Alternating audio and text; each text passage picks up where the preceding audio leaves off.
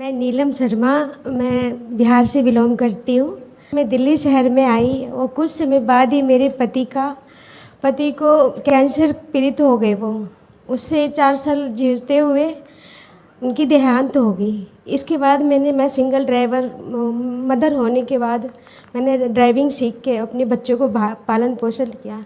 8 साल से मैं दिल्ली एनसीआर में कैब ड्राइवर हूँ और 8 साल से कैब चलाते चलाते कि कंपनी हम उसके साथ 8 साल हमने दिए और बिना वार्निंग दिए, बिना कहे सुने, और उन्होंने ब्लॉक कर दी आईडी। मैं बहुत परेशान हो गई, बहुत रोई पीटी भी, कुछ नहीं आया, कुछ किसी ने नहीं खोला, सपोर्ट नहीं किया किसी ने। और इसके बाद मैंने देखा चंद दिनों बाद ही लॉन्च होने वाला था भारत टैक्सी, तो मैंने भी डाउनलोड कर ली और सोचा जो हमारी एक नई रोशनी की किरण लेके आई है भारत टैक्सी, तो ऐसे ही हमने डाउनलोड कर ली और उसमें लिखा ही आ रहा था जो 1 जनवरी से स्टार्ट होगी। तो 31 दिसंबर को ही मुझे फर्स्ट राइड मिल गई। मैं कहीं और जाना था और मैं यहाँ जब राइड बजी तो मैं बहुत उत्साह होकर मैं राइड उठा ली और राइड उठा के मैंने पहली राइड अपनी साड़ी में ही कंप्लीट कर ली।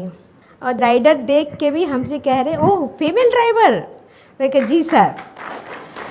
फिर सर मैं यही चाहती हूँ आपसे यही निवेदन है, जो हम जैसे कि हम कहीं भी जाते हैं राइड लेने के लिए, अगर हम कहीं फंसे हुए हैं राइड के लिए, तो कोई फीमेल राइडर अगर राइड बुक करती है तो हमें प्राथमिकता महिलाओं को दिए जाए।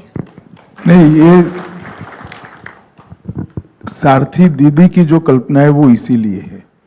आने वाले दिनों में सारथी दीदी का नाम से ऐप में प्रोविजन करेंगे, तो जो स्कूटर पर जाना है, ऑटो में जाना है, कैब लेना है, जो महिला अकेली यात्री होगी वो स्वाभाविक रूप से दीदी को प्रायोरिटी देगी।